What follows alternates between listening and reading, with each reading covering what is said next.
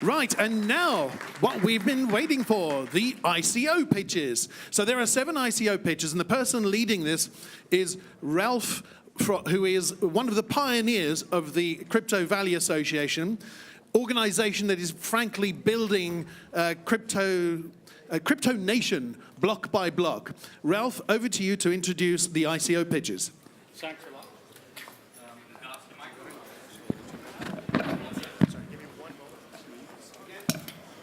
Yes, could you please? Thanks a lot for the intro. Thank you.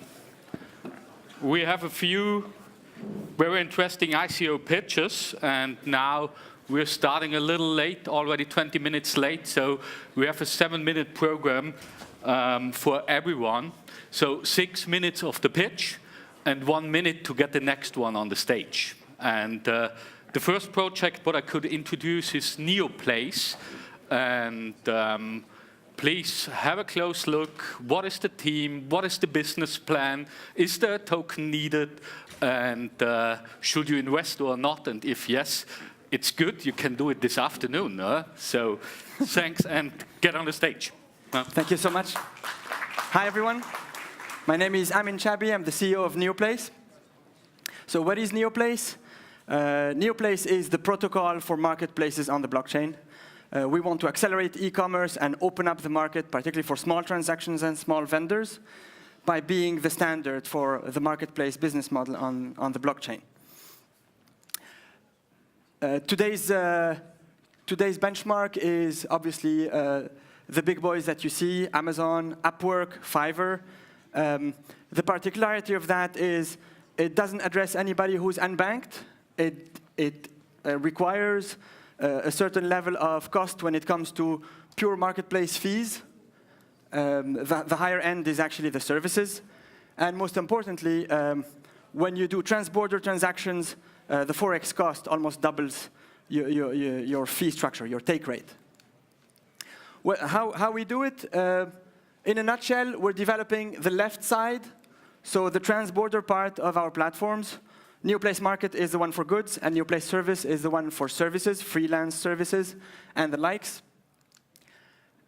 And for those who wonder why now, the main reason is there is enough appetite for cryptocurrencies in the geographies where vendors are the most present. In a nutshell, Greater China and India, but even Southeast Asia. We believe we still have product leadership when it comes to this application of the marketplace on the blockchain, and we want to keep it.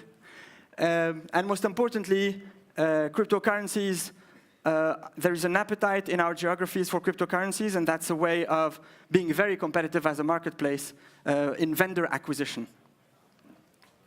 Why blockchain? It's very easy to preach that in front of this audience. Obviously, the decentralization and the fact that most of the infrastructure costs are actually externalized, but also the fact that there is no central authority. We will have crowdsourced dispute resolution. We really count on the community to further develop beyond our platform. And we have developed a protocol that uses the best of both worlds to actually secure transactions every step of the way. We call it proof of stake, and I'll explain later. So how we do it in terms of a data structure standpoint, the upper layer is actually the app layer, the one you see in today's world. This is how we intend to cooperate with future developments, future marketplaces, e-shops, ancillary services who want to come and plug to our APIs. The second layer is our proprietary engine. It's basically our differentiator, the way we deal with the data at the app level and the way we bring that information onto the blockchain. And the third layer is actually the best of IPFS, the technology underlying Filecoin, for the rich content data, and Ethereum smart contract for the immutability of the transaction information.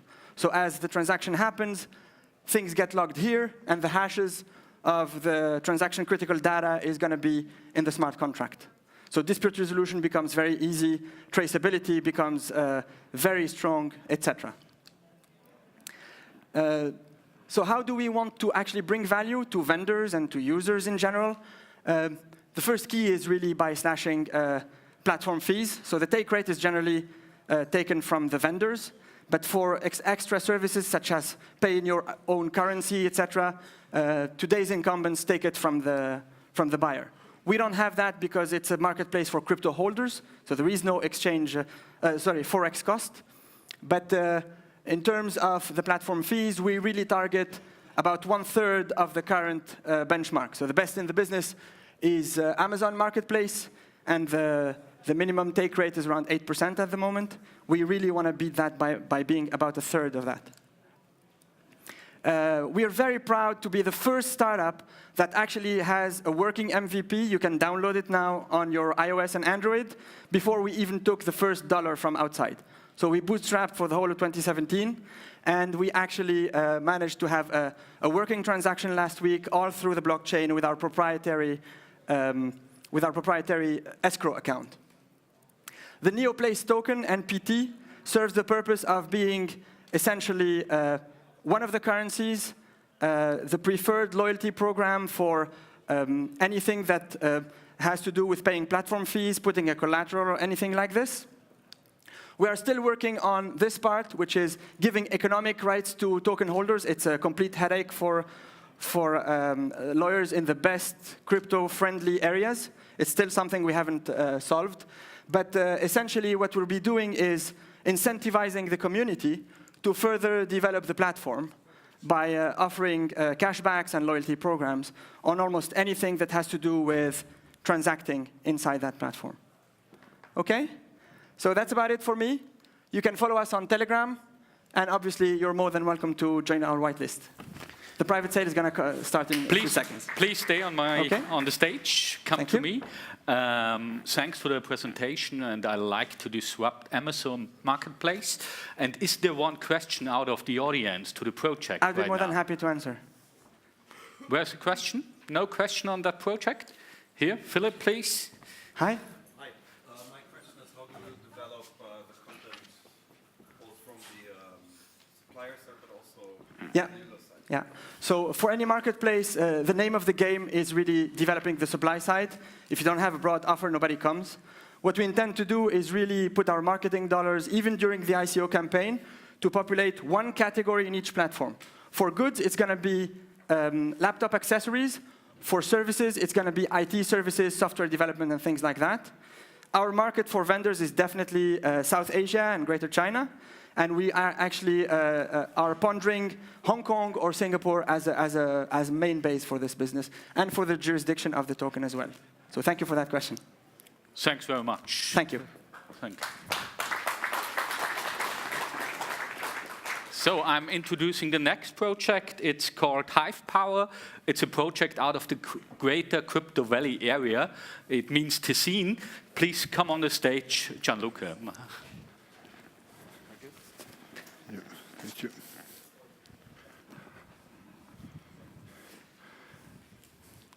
Good morning, everybody. So my name is Gianluca Corbellini, and I'm very proud today to introduce you to Hive Power, our project. It is a spin-off of a Swiss university. And Hive Power is made of a team of 5 researchers and engineers. And we have a deep expertise in smart grid projects, so both on the academic and at the industrial level.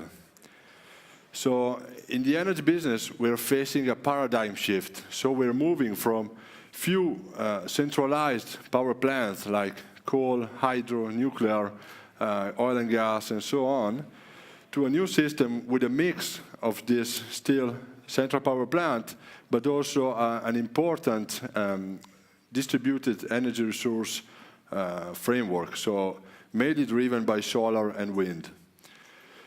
So we see that in this paradigm shift, there is a large room for this digitalization of energy. How does the energy business work today? We have an important gap in the buy and sell prices. So when you sell the energy to the grid, you get a very small tariff compared to the one that you pay when you buy the energy. So in this model is promoted only the single user autarky. So it means that you have to be good enough to consume the energy in the same moment when you are producing it. What's happening right now and what will be the next scenario for the energy business is that this gap is going to increase, so you will pay much more the energy and you will be paid less when you inject your energy. So it's a common idea, both at academic and industrial level, that we have to build a new business model at this level to go to the community self-consumption. So we have to make users cooperate in a way that they can produce and consume the energy at the same time, but at the community level. So our model is to implement a new market scheme, so to have a small gap between buy and sell price at local level. So when you buy the energy from your neighborhoods, or when you sell it to your neighborhoods, you will have similar prices. And with this small fee, we can already compensate the energy utilities for the local infrastructure, so for the operation and maintenance of your low voltage grid. This is a scheme of our platform. So we use 3 kinds of token. The Hive Power token, the HVT, that is the one that we are issuing with the ICO, is a utility token, and you need it only to create and join these energy communities. It's very important that we don't provide a payment token. So to compensate for the production and the consumption of the energy, you use a stable token. So we will allow a list of possible stable tokens. So that could be fiat-backed or any other kind of stable token. So this billing system will run only once every month or once every 3 months. It's something that you can set up in your platform setting. But the most important one is this IRC 888 token that will work off-chain, because we need to do settlements very often, every 15 minutes at least.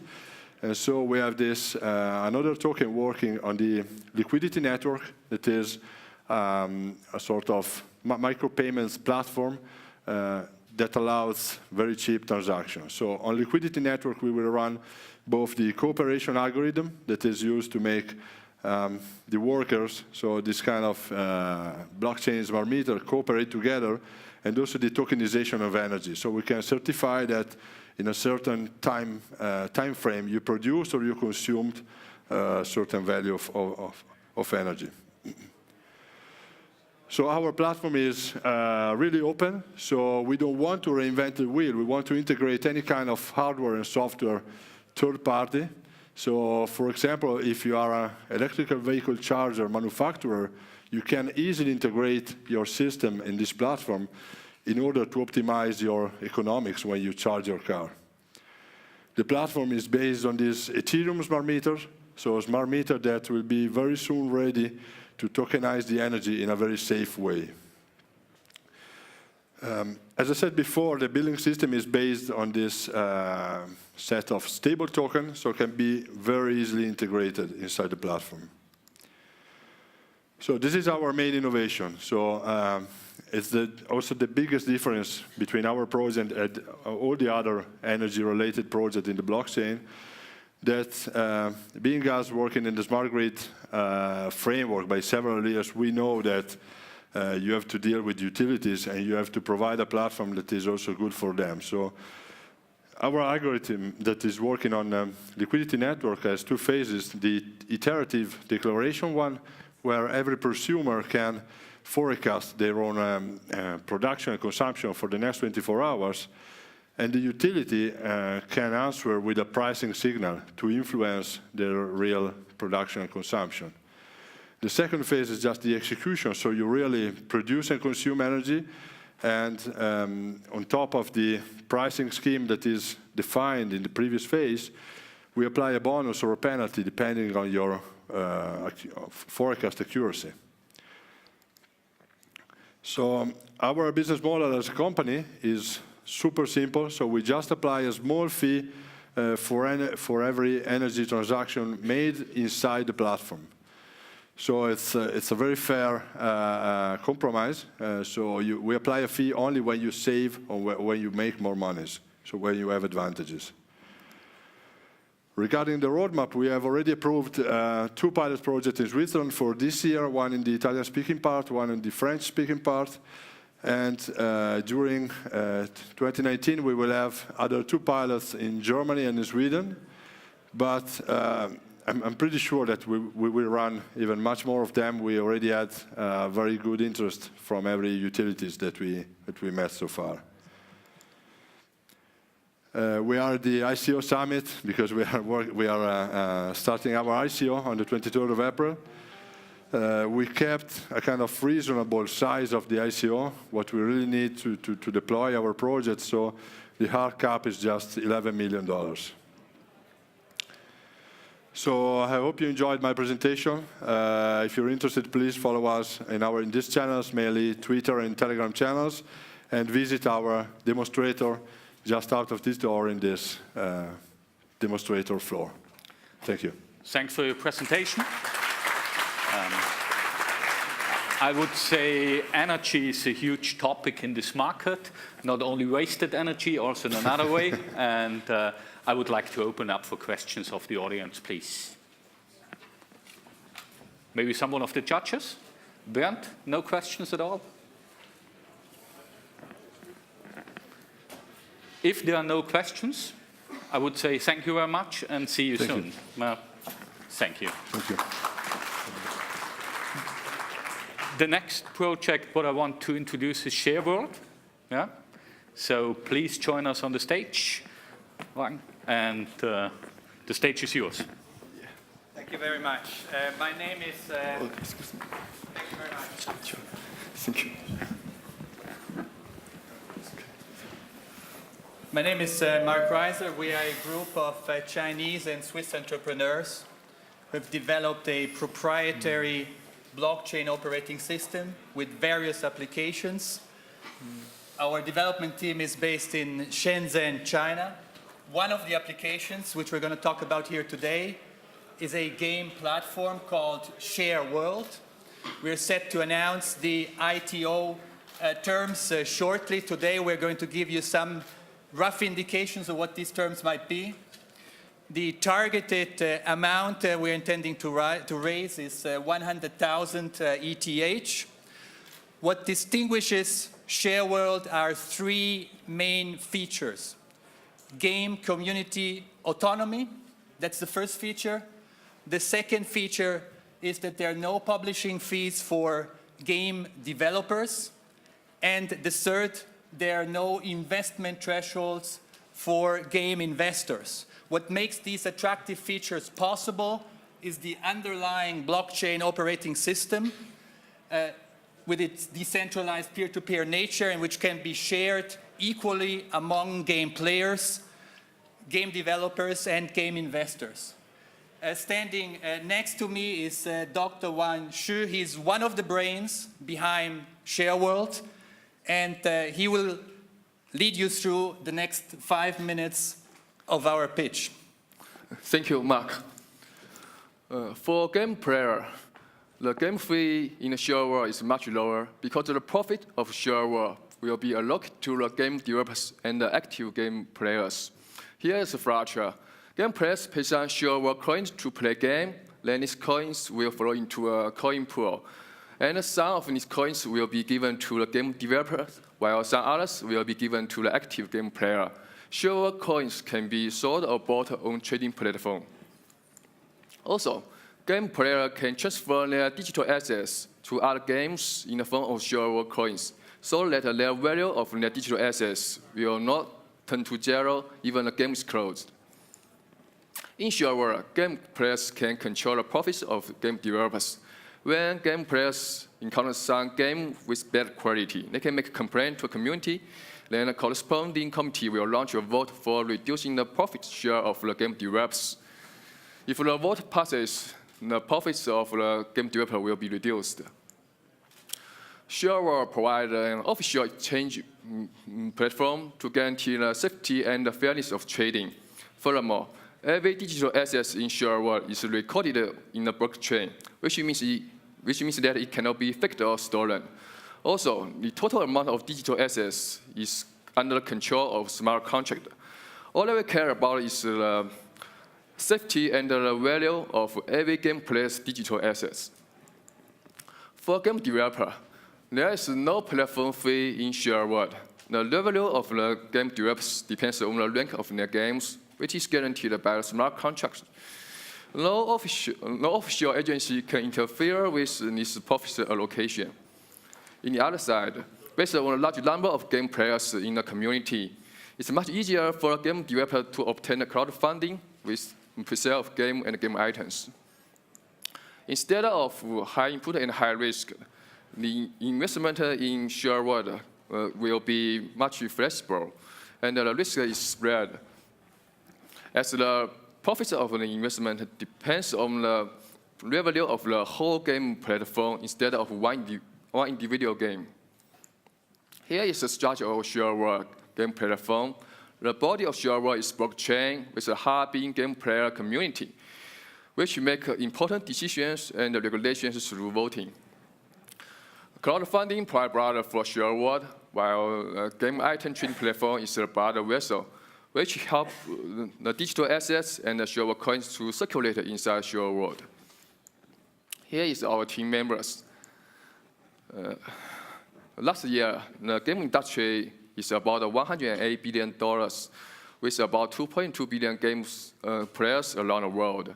And one popular game can bring enormous profits. For example, Supercell obtained $1.7 billion last year, just based on one single game, Clash of Clans. ShareWorld provides a channel where investors can invest in the game development by using ShareWorld coins without any investing threshold. Also, the revenue of the game platform is based on a big game pool. If one of these games becomes successful, then the whole game platform will benefit from it. Furthermore, the huge number of game and players in the community will help to keep the value of ShareWorld coins. Here is a ShareWorld roadmap. You can find details in our white paper. On March 20th, we have released our first game demo, Magic Miner. Game players can obtain ShareWorld coins inside the game, and they can use the coins in the later games. You can download this game on our official website or just scan this QR code. Here is our ITO plan, and you can find the details on our official website, www.shareworld.io. That's all for the ShareWorld, and autonomous, player-shared, win-win blockchain game platform. Thank you. Thank you for this presentation. I learned the gaming industry is huge, and I have no clue of it, so I'm happy that you have a clue of it and trying to get 100,000 Ether. What is the opinion of the audience? Any questions in the moment to this project? I didn't quite understand. What do I get for a share? Yeah, my name is Roger. Yeah. I didn't quite get, what exactly do I get with the ShareWorld token? You mean the ITO or just... of course, you can get coins by playing games, or you can publish your game on a platform, you can get coins. Or you can join the ITO, and also you can join in some player community, you can get coins. There are many ways you can get coins. Because this platform is shared by everyone. So it's a full utility token in the game? Yeah. Okay. Thank you very much on that, and please clap your hands for ShareWorld. So in the next project, what I want to bring on the table is Papyrus. Abid, please come on the stage and tell us a little bit more about your project. Thank you very much. Great to have you here. Thank you. Brilliant. Thanks, guys. My name is Abid Jan Mohammed. I'm the CEO of Papyrus. I'm really excited to be here to tell you about our platform and our business, which we think is going to revolutionize the ad industry.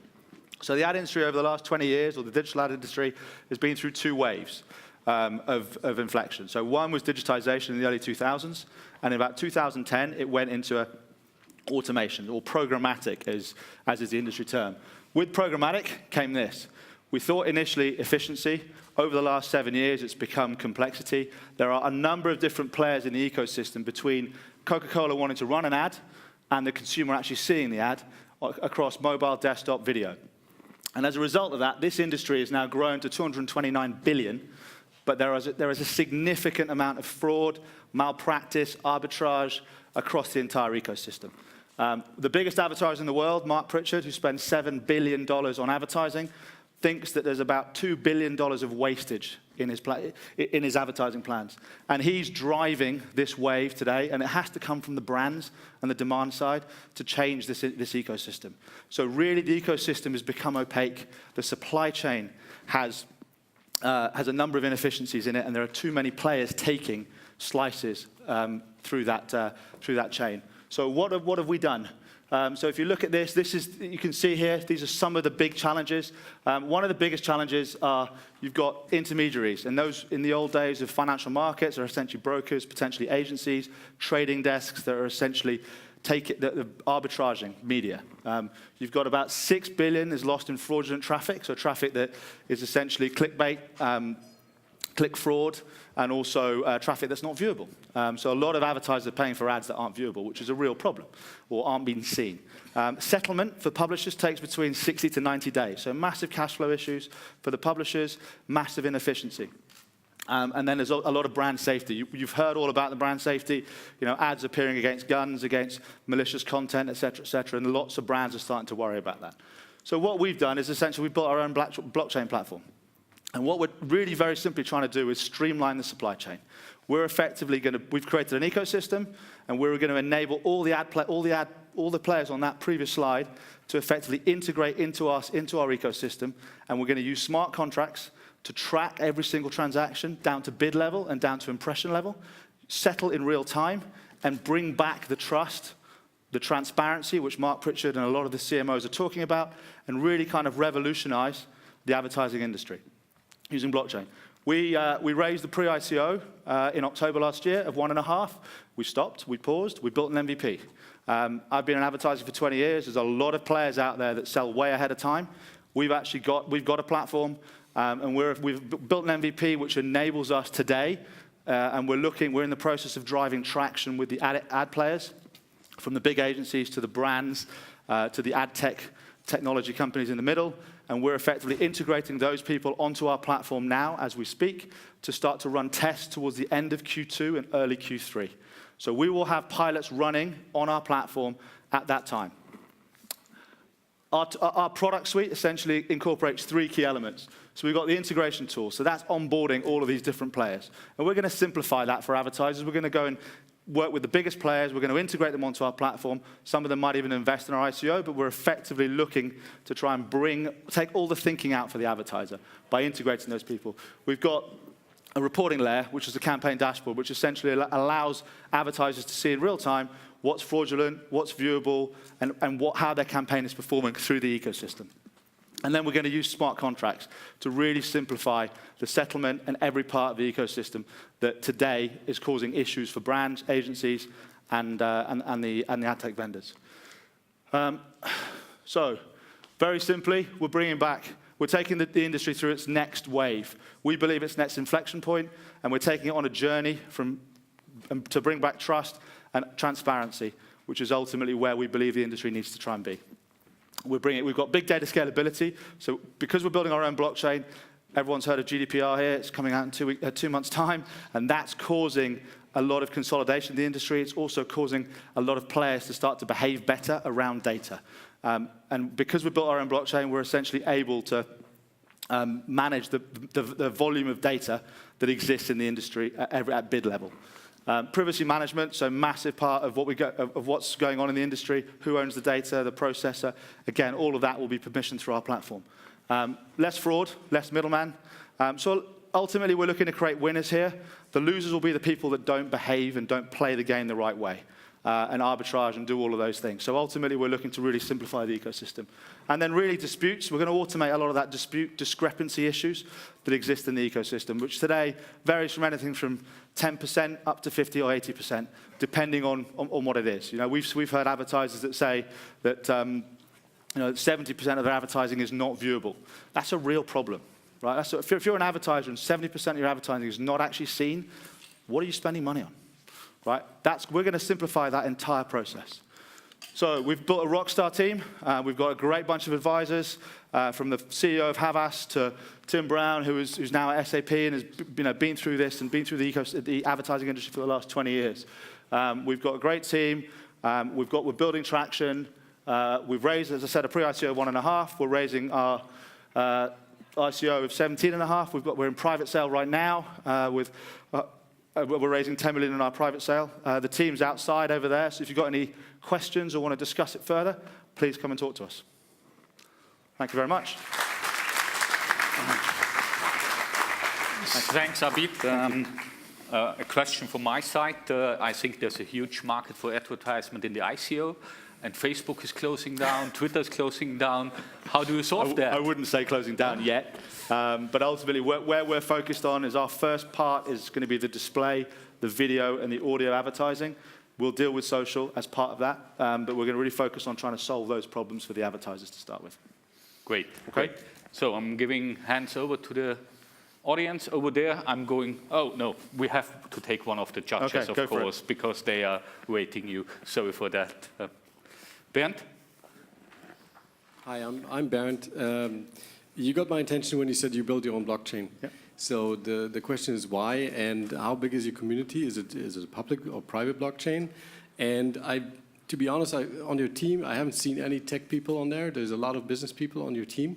So why do you think that you're sort of building a blockchain is better than Satoshi Nakamoto or Vitalik Buterin and the whole community they sort of activated? So our tech guy is sat right there, Igor. He's our founder, and all our tech is built out of Moscow. The reason we're building our own blockchain is really there's a number of reasons. So Ethereum, for example, it's very expensive to execute on Ethereum. There are billions and billions of rows of data, billions and billions of rows of ad requests. To be able to deal with all of this complexity, we feel we need our own blockchain to be able to manage the consensus framework that's required around advertising. There's so much data and so many players in the ecosystem that we feel our own blockchain is required. So is it public or private? It's a public blockchain. Yeah, semi-public, semi-private. Regarding the time lag, I would say go on that further on. Yeah, we'll discuss on that. Yeah. I would like to say 100 developers in Moscow to developing your blockchain and building an economy. Thanks a lot. Thank you. Clap your hands, Cheers, please. thank you. So I got another great project on the stage now. Pavo, please, Alan. And he made a huge quote before. He said he will halve his time for the speech, that you are faster at the lunchtime. So thanks, and 3.5 minutes for you. Thank you very much. When the world-famous Y Combinator started, they were funding companies that were just an idea on a napkin. And I think the ICOs have gone through that stage. And with respect to neoplace and papyrus, it's impressive to see companies that have built prototypes or have shipped to market too. And we're one of those, pavocoin. My name's Alan Young. I'm from San Francisco, and I'm one of the co-founders of Pavo. I want to share with you, I'm going to talk very quickly about one of the sexiest and most loved industries in the world, and that's farming. My family comes from, I come from a family of alfalfa and beet farmers, so this is very near and dear to my heart, and it's a privilege for me to talk to such a large audience of very passionate people about crypto and farming. And for all you Pokemon fans, that's a Pokeball. But by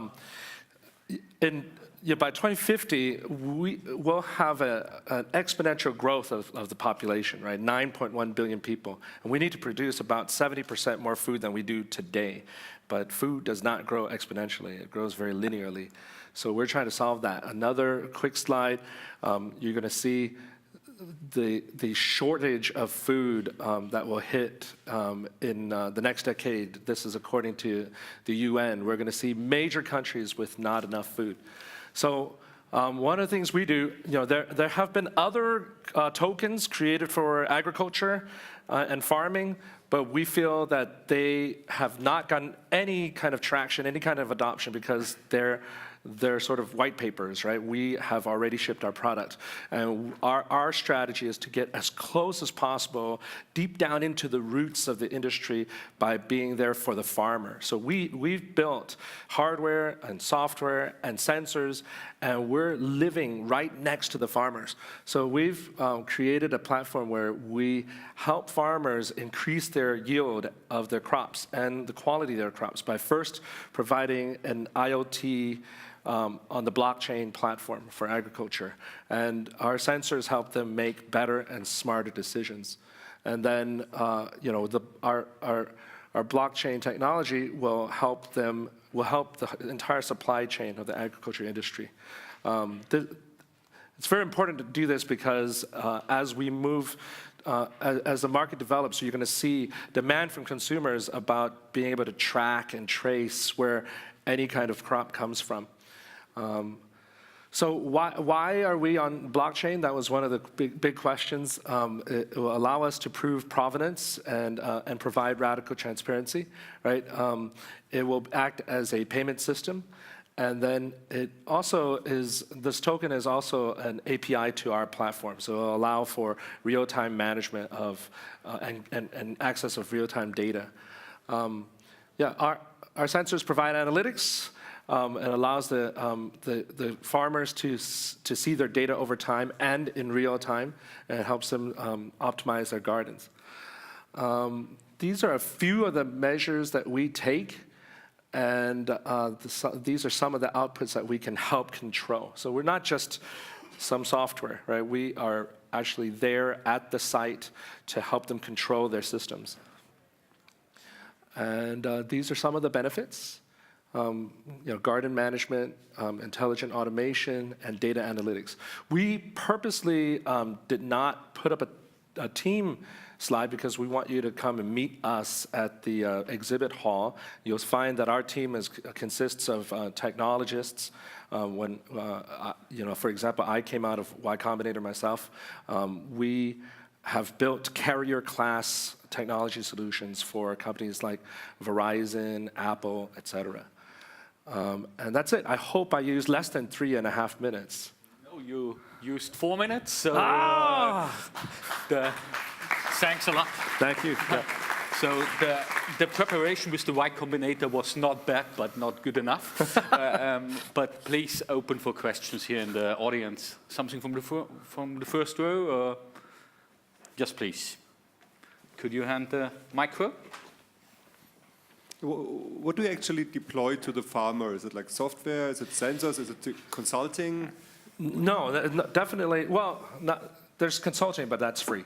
But so one of the reasons why we are conducting an ICO is because we see this as a giant land grab, right? This is a multi-trillion-dollar industry globally, and we think you need to have a physical hardware presence at the site, right? And that makes you sticky and makes you hard to replace, irreplaceable, right? So we don't build hardware, but we will deliver hardware. We have created our own gateway, kind of like Wi-Fi access point, which works with a lot of different protocols, including Wi-Fi and Bluetooth and cellular networks. So we provide sensors, hardware, and software. But our real secret sauce is the software, the machine learning, figuring out the differences of each crop for each region, et cetera. So thanks a lot. Regarding the time, I have to thank you and go further to the Rouge Project, please. And I learned with the Rouge Project, come on the stage, please, Christoph. I learned from him that he already cut down his pitch from 15 minutes to 7 minutes, and now to 6 minutes. So we will see how it works. Thanks, Christoph. Okay, next. So why we need blockchain for coupon? Well, we can check first what's the new reality with internet and computer. In the internet, you can copy-paste everything very easily. Actually, the cost of one digital good is the same as the infinite digital good. Sometimes it's a good thing, think about Wikipedia, open source, on the fact that internet has become an infinite media library. But sometimes when you want to create value, it's a bad thing. Of course, for digital money, for voucher, for coupon also. So with the blockchain, we finally find a solution to forbid duplication, to forbid easy copy-pasting. So yes, you cannot copy-paste your Bitcoin. You cannot copy-paste your crypto kitties. So we can sum it up by saying that the blockchain is a machine to create scarcity on the internet. This is why, if you think about coupons, which are digital goods for which scarcity is a good thing, blockchain is a very natural solution. So what is the Rouge Project? The Rouge Project is an open source project which is building a protocol, the Rouge network, which is a low-level protocol, which is work on top of Ethereum, using a smart contract, and it's a trustless protocol. It's also a permissionless protocol, meaning that anyone can use it. You don't need to ask us a permission to create a campaign of coupon, to issue coupon. It's also a platform, meaning that being a low level, it's more meant to build lots of decentralized applications which are using coupon on the blockchain. So what are the value propositions for the three actors? So I forgot to say about the three actors in the previous slide. We have, of course, the issuer of a campaign who create the coupon. You have the user who acquire the coupon, who go to the shop and redeem potentially the coupon. And you also have a third actor, which is a publisher, which is going to advertise coupon. So for the first actor, which is the issuer, the first advantage is that accounting and tracking become self-evident because everything is on the blockchain. And that goes with the fact that using coupon on the blockchain is a cheaper solution. You don't need to create clearinghouse, which is very expensive. Current traditional actor of coupon spend a lot of money. The main one in the US is spending $1 billion. And also, another advantage is that you only need to pay the publisher if there is actual redemption or maybe user acquisition during the coupon traveling from the issuance to the shop. And finally, the same way that Bitcoin has solved the problem of double spending with the blockchain, we have solved the problem of double redemption the same way. For the user, because the coupons have better value, it means that he probably got better discount from the merchant. There is symmetrically then double redemptions. The blockchain solves the problem of repudiations, meaning that an issuer cannot say, this is not my coupon, because it's signed, of course.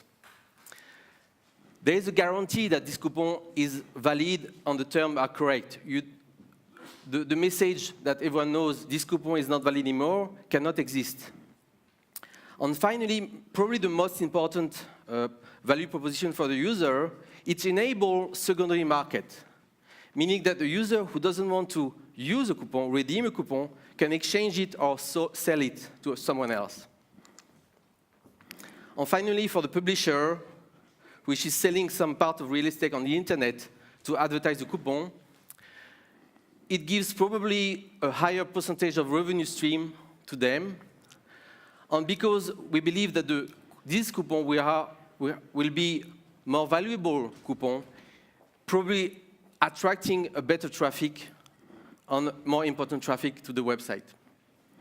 And the last advantage for the publisher is that the payment to the publisher being escrow in the smart contract, there's a guarantee also for the publisher that he is going to get paid, trustless.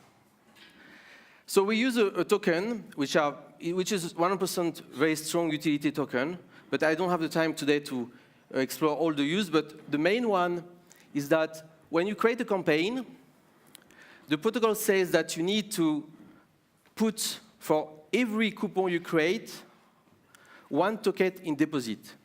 And if this coupon is not redeemed at the shop, this token is going to be burned. Obviously, this is a huge incentive to use the network correctly.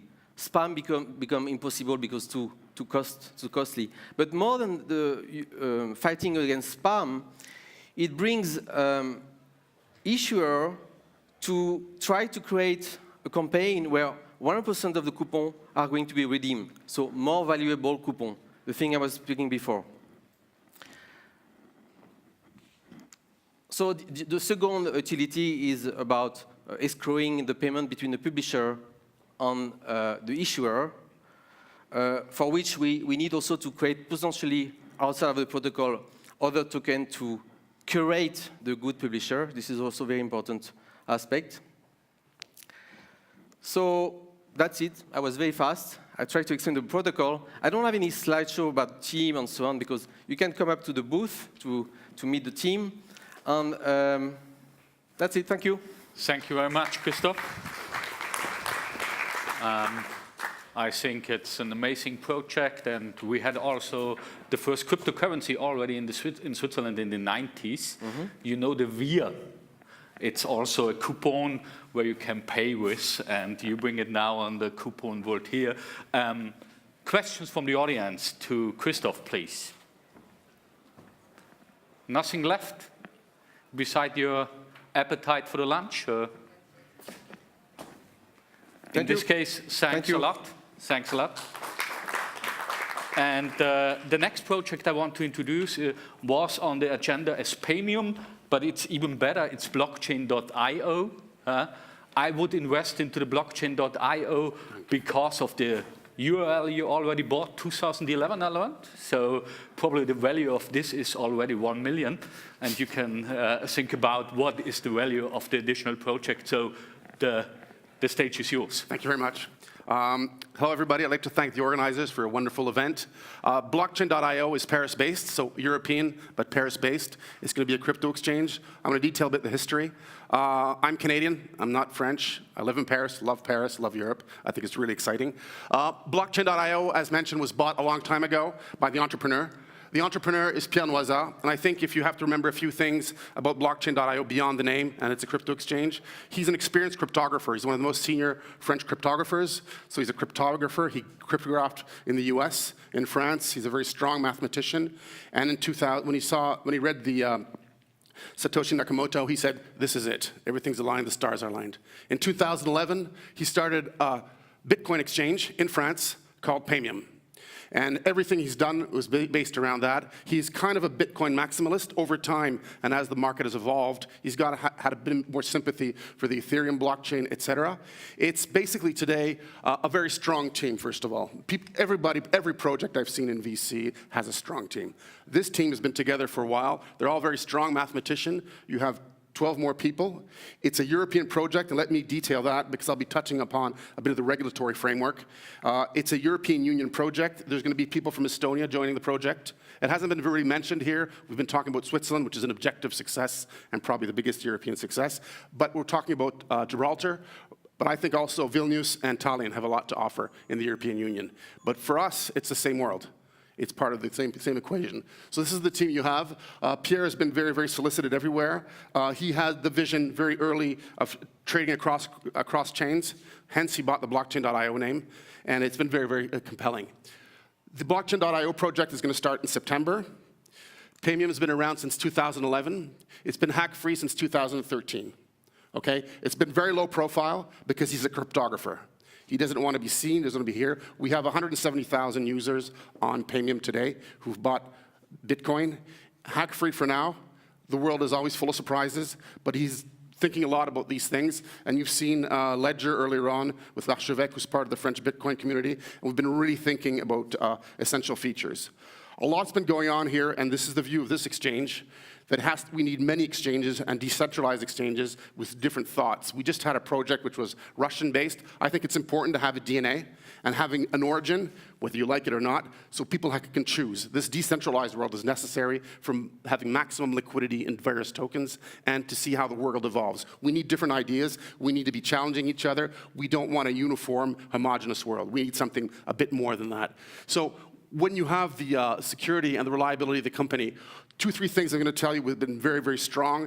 This discretion you've had with Paymium is linked to the fact that it's a Bitcoin exchange. And if you know the numbers or if you don't know the numbers, the Bitcoin to Euro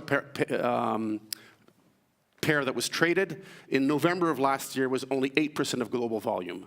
60% was yen to Bitcoin, and about 20% in dollar. Now, everything's changing. The market's growing. The splits are growing. Asia's a huge market, and it's very, very disruptive and all that. In Europe, the regulators gave us actually not that much of a hard time. We are regulated as a Bitcoin exchange, as a European service provider or electronic payment. So it's KYC. It's the full KYC. Like, you know, utilities bill, where do you live, bank account, identity card, everything has to be identified, and that's a European standard. So it's done for all of Europe. Ex-Switzerland. That's absolutely essential in the equation. The other thing we had in the fall of last year when we saw these prices rise, we had problems with banks. Big institutional banks, you know, credit cards didn't work, these type of things. We're past that now with Paymium, and now we think the time is to go into a crypto exchange. Unregulated, but if we have to regulate things, we will do them at the best possible level. What we've had also, which is kind of new, ACPR, just for your knowledge, is Banque de France. In Europe, the way you're regulated is your national regulator regulates you, and then if you want to go to another country, he sends a letter to the other regulator. If they don't have any questions, you're passported. It's quite simple. The company Paymium has audited accounts since last year. It's one of the first Bitcoin exchanges to be audited. So it's a lot of features which are strong. The company is profitable. If you want to have more information on that, we'll give it on the white paper. It's extremely profitable. One of the reasons is because of inventory. You know, if you've been around since 2011 and people pay you fees in Bitcoin, life is a bit simpler. The cryptocurrency exchange, I think, is moving. We hear a lot about cryptocurrency exchanges. We don't think that we think the institutional world is going to transform our world, our crypto world. We see the biggest challenge not really being regulatory, because we think the regulators are going to come around to it, or you have regulatory arbitrage. But what's going to be interesting is the custody, the security of the asset. If you have that equation solved, all the institutions will come in, and by way of consequence, the volumes everywhere will grow significantly for everybody. So we think this is extremely powerful. We decentralized settlement, which is what we referred to that on all the various fair exchange protocols. And on the advisory side, we basically want to list tokens, and we're going to have our own committee for accepting tokens. We have someone from the US on the committee. We have someone in Silicon Valley, and we have people in Estonia and other Europeans to help. And we're always welcome to see more people, because we think an exchange is more a place of meeting. It's a market, so people exchange information, know-how, best practices, and we have to be very transparent on the crypto component. We can go on and on about these different protocols, and we're very, very close to a lot of them. We'll get to off-chain protocols very shortly. High-performance matching, these are matching engines. They're open source. They exist in the historical markets, what you see in stock exchanges. Order management, long-short trading. 2 or 3 things I just wanted to highlight to you. Things like peer-to-peer lending and have to be regulated in the real world by normal regulators, because securities lending or token lending, and we already have a regulatory roadmap. We do not want to be regulated if we don't have to. We're seeing regulators in Sweden, in Estonia, and in France, and we've had advanced talks with them. Right now, our impression of the European Union, unlike what some people say, is that they don't want to have national regulation. They want to make it something broader, which means if it happens on the European level, it's 1,000 days. Because by the time it goes to the European Parliament, every country's contributed, it's taken forever, and it's very watered down. And actually, we think that European regulation is better than what we have now in Europe. Now European regulation, European Parliament votes, big countries kind of gold-plate it, and then it gets applied. We just want European law. I think it's the best thing around. It'll be simpler for everybody. And also, we think that Europe is changing considerably in the fintech industry. There's a new fintech law. So while we don't like dealing with regulation, and we're really from the crypto world, there are some things, some little points you have to deal with. This is where we're going to go. Paymium is going to change. It's a continuum from Paymium, which exists, to blockchain.io. All the customers of Paymium, the 170,000, will go to blockchain.io. And we're going to increase the fiat to a yen, dollar, and won ideally, and sterling, and maybe CHF, depending on the demand, and see how we can move forward on these different types of cryptos. And you see the obvious pairs we're going to be offering in the altcoins, with the altcoins. Generalities, which we all know, and I think they're very important to mention. one thing we have to realize that we have a foot in the regulated world, whether we want it or not. We have to really deal with it very well and very professionally. We've had no regulatory problems, but we want to keep staying. If we don't need to, we do not want regulators to get involved. If you want more information, just feel free to call us. I'll be very happy to answer any questions offline. I mean, everybody's hungry, it's been long, but there's fewer people. So there's a Canadian expression, the Indians, North American Indians have an expression, small fire close together, so it's really a privilege to be with you. And thanks you very much for everything. Thanks, Philip. Impressive project, and we all know how expensive it is in the moment to bring a new token on exchange. So I also understand how you can finance this. But I want to open up for one question. Any question to this project from the audience or from the judges? Please. You mentioned high performance matching. Yeah. What capacity are we talking about? How many transactions a second? We've used traditional matching engines that you have in the markets. It's something like one is 100,000 a minute, I think, something like that. We're going for other ones, like the traditional matching engines you have in rate exchanges are open source. We're using those ones to be developed. Any other questions? Just today in the news was that Bitfinex is coming to Switzerland. So probably coming to Switzerland. You're very invited to join us in the Crypto Valley. Thanks a lot and have a good lunch. Thank you. Thank you very much. Also, please put your hands together for Ralf. Thank you very much. Woo.